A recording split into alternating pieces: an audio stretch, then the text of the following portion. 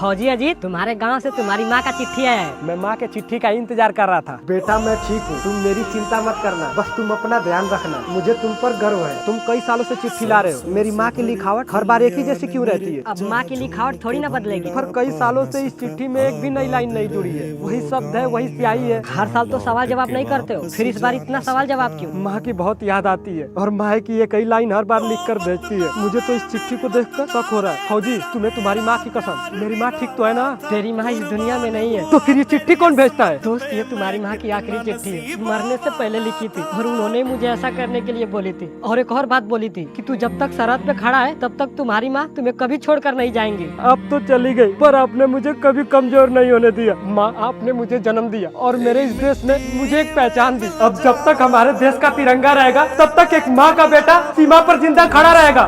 भारत माता की जय।